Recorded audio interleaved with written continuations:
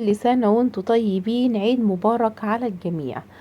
زي ما انتوا شايفين كده، لو عايزة تعملي رز معمر زي بتاع الفلاحين هعلمك حركات وتكاتة تعملي احلى طاجن رز معمر. بصوا بقى الحلويات يا بنات، حاجة كده عظمة. ما يحلى الكلام الا بذكر النبي عليه الصلاة والسلام. تعالوا بقى اوريكم حركات وتكات الرز المعمر بتاع الفلاحين، والسر اللي يخلي اللحمة تدوب معاكي، ولا صينية البطاطس يا بنات. حاجة كده فاخر من اخر. يلا نسموا الله ونصلي على رسولنا الكريم ونشوف هنعمله ايه مع بعض. زي ما انتوا شايفين كده يا بنات، معايا كده حتة لحمة من الخروف يا بنات، لحمة ضاني. واللي ما بيحبش اللحمة الضاني يتفرج عليا برضو ويشوف طريقتي في اللحمة الضاني ازاي. بقى يا بنات، انا عطيت للحمة الضاني شطفة محترمة كده، اهم حاجة الشطفة ديت. واي حاجة مش عجباني فيها طلعتها. طبعا اللحمة الضاني معروفة ان هي دهونها كتير شوية، فانا حاولت ان انا اظبط الدنيا كده واطلع نسبة دهون محترمة كده منها، بحيث ان انت تعملي شوية شوربة صافين وطعمهم حلو. معايا بقى على النار كده يا بنات حلة كده واحط فيها مية.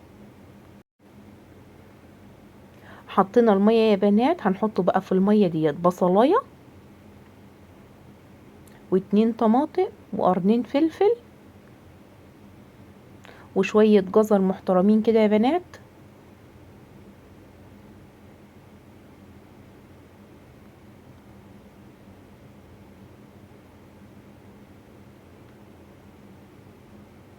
عايزاكي بقى يا ست الكل، لو انت واقفة عند الجزء ده، يا ريت تسمي الله وتصلي على رسولنا الكريم. ولو انت لسه ما اشتركتيش في قناتي، يا ريت تشتركي في القناة وتفعلي زر الجرس. بصوا بقى يا بنات، الاساسي في شوربتي اللي هو الحبهان والورق اللوري، ده لازم وده شيء اساسي طبعا. حطيت شوية لوري محترمين كده وكام فص حبهان، وهسيب المية دي لما تغلي كويس جدا. ايوه كده. بعد ما غلت يا بنات، هبدأ انزل بقى اللحمة بتاعتي اللي انا شطفتها شطفة محترمة وسبتها تتصفى من المية اللي فيها كلها. اهم حاجة ان انت تسيب اللحمة تتصفى، هتاخدي احلى شوربة بالطريقة بتاعت مسكي ديت. بصوا بقى يا بنات، هسيبها بقى تستوي كده مع نفسها، وتعالى نعمله بقى الرز المعمر. بصوا بقى يا بنات، الطاجن بتاعي بياخد رز قد ايه يا مسك؟ بتعاير الطاجن بتاعك نص رز، نص رز يا بنات، وتسيب النص التاني فاضي بالطريقه اللي شايفينها ديت يا بنات.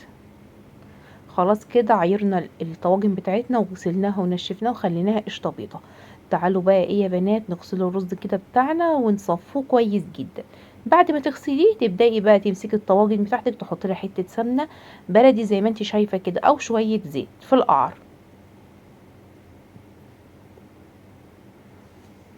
ابدا بقى اجيب الرز بتاعي يا بنات وافرشه في الايه، في الطاجن. شويه رز صغيرين كده، قيمه يعني شويه بايدك كده صغيرين، تفرشيهم كده. وتبداي بقى تقطعي اللحمه بتاعتك وتحطيها في الارضيه بالطريقه اللي شايفينها ديت. اهم حاجه يا بنات اني ما تحطيش رز كتير في الارضيه الطاجن. ليه يا مسك؟ عشان الحراره توصل للحمه بسرعه وتستوي وتدوب معاكي، لان حتى اللحمه بتاعتي نيه مش مستويه يا بنات. في ناس بيحطوها نيه وفي ناس بيحطوها مستويه، وكل واحد على طريقته. بس الطريقه اللي انا برتاح فيها ان اللحمه ما تكونش مستويه. اللحمه بقى بتنزل العصاره بتاعتها وطعمها بيبقى تحفه جدا مع شويه الرز اللي تحتيها دومت يا بنات. رشيت على اللحمه شويه فلفل اسمر وشويه بهارات 7 بس، مش اكتر من كده. وطبعا الملح بتاعي يا بنات، هحط الملح بتاعي ومحدش يقول لي الملح ده كتير، الملح ده مش كتير خالص. اللحمه بتاخد ملح والرز بياخد ملح كمان. حطيت كده قيمه معلقه ملح، معلقه ملح شاي كده يا بنات. وهبدأ بقى احط شويه الرز فوق شويه الرز فوق اللحم، لحد ما تسيبي بقى ربع يعني ايه، عقلة صبع كده من فوق. لازم تسيبي عقلة صبع من فوق عشان الرز لما يبدأ بيستوي بيبدأ يزيد يطلع يلاقي مكان يرتاح فيه. تمام كده يا بنات؟ تمام. حطيت شوية ملح من فوق وشوية ملح في الطواجن، يعني الطاجن ده ملح والطاجن ده ملح والطاجن ملح. ربع يعني نص معلقة ملح كده يا بنات. تمام. هبدأ بقى انزل باللبن بتاعي. اللبن بتاعي ساقع على فكرة يا بنات، مش سخن خالص.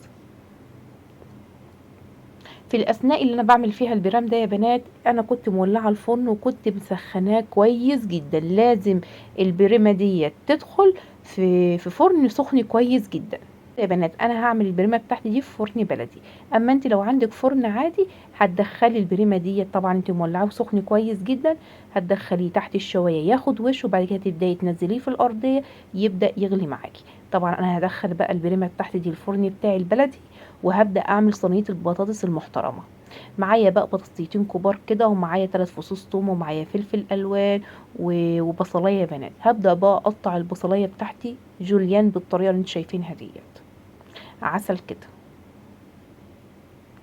هجيب التوم بتاعي واقطعه حتت صغيره برضو بالطريقه اللي شايفينها دي يا بنات. ضم الثلاث فصوص توم يا بنات. طبعا فلفل الوان انا بحب احط الاحمر والاصفر والاخضر، بيدي تسكيره، تبقى طعمها مسكر كده الصلصه بتاعت البطاطس بسبب الفلفل ده يا بنات. طبعا ومفيش استغناء عن القرن الشطه سبايسي يا بنات، بيخليها خرافه، طعمها خطير. بصوا بقى انا نزلت دلوقتي بالخضار اللي انا عملته كده في الصينيه، وهبدا اقطع البطاطس بالطريقه اللي شايفينها دي، والتقطيع على حسب رغبتك. بصوا بقى يا بنات، البهارات بتاعتي فلفل اسمر، شويه كمون، شويه بهارات سبعه، شويه قرفه، شويه بابريكا، واكيد رشه جوز الطيب يا بنات. كده يعني ربع معلقه من كل حاجه من اللي انا قلتها دي يا بنات. هحط بقى رشه جوز الطيب بتاعتي ديت، وطبعا بتخلي الاكل بيروح في حته تانية خالص. ومكعب ماجي يا بنات على حسب رغبتكم خالص. طبعا اللحمه اللي انا سلقتها من شويه ديت هاخد منها قطعتين احطهم في صينيه البطاطس دي يا بنات. بصوا بقى يا بنات كده تمام. هدعك بقى الخضار ده كويس جدا بالتوابل، وهبدا انزل عليه البطاطس بتاعتي. بس تصبروا شويه لما اجيب حته اللحمه بتاعتي اللي انا قلت لكم عليها. عايزاكي بقى يا ست الكل تصلي على رسولك الكريم وتحطي لايك من ايديك الحلوه ديت. كده خلاص يا بنات، هندعكهم ضحكه كمان محترمه. عقبال بقى ما اجيب اللحمه يا بنات، يا ريت تحطي لي لايك من ايديك الحلوه وتكتبي لي كومنت حلو تشجعيني فيه. اما انت لو لسه شايفه قناه مسك جديد، يا ريت تعملي اشتراك للقناه وتفعلي زر الجرس.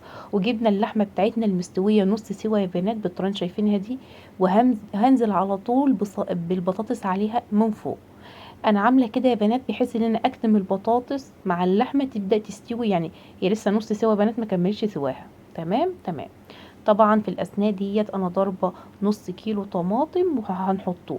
ما عندكيش طماطم، عندك طماطم متفرزه، طلعي طماطم متفرزه وحطيها، يعني قيمه نص كيلو طماطم. تمام يا بنات تمام. هبدا بقى ازودها شوربه من بتاعه اللحمه اللي احنا سالقينها يا بنات بالطريقه اللي شايفينها دي كده، عظمه. تمام كده. هنحط لها شويه زيت كمان، وما تنسيش نص معلقه سكر، والملح بتاعنا نظبطوه يا بنات. ايوه كده تمام. تعالوا بقى نولعوا عليها يا بنات. شوفوا بقى جمالها يا بنات.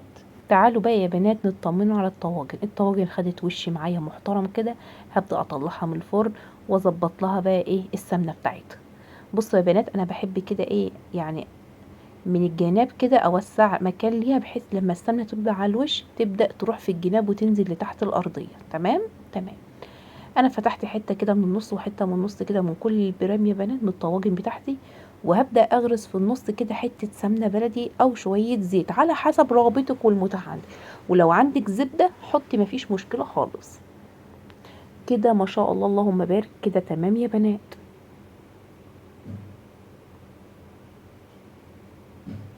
خلاص حطيتي سمنتك، هتحط لها بقى شويه ميه صغيرين في كل طاجن على حسب بقى ما تشوفي الرز لقيتيه ايه نص سوا، هتحط لها شويه ميه. لقيت ان الرز بتاعك مش محتاج ميه، خلاص غطيه واستكفي بالسمنه ديت ورديه تاني في الفرن بتاعك، وبس توطي بقى. هتطفي من الجنبين وهتولعي من تحت بس، وهتوطي يا بنات. بعد بقى يا بنات ساعة وربع بالظبط كان البرام بتاعي طالع وبقى زي العسل. بصوا بقى يا بنات الجمال. شوفوا بقى الجمال يا بنات، الرز دايب، اللحمه مستويه ودايبه دوب. حتى وهي نيه يا بنات انا حطاها نيه، انا بس بوريكم ان هي دايبه وسخنه جدا ملهلبه مش قادره امسكها. ما شاء الله اللهم بارك. عايزاكم بقى تجربوا صينيه البطاطس والرز المعمر من ايديا، حاجة كده خطيرة. اسيبكم في رعاية الله مع فيديوهات احلى واحلى. مع السلامة.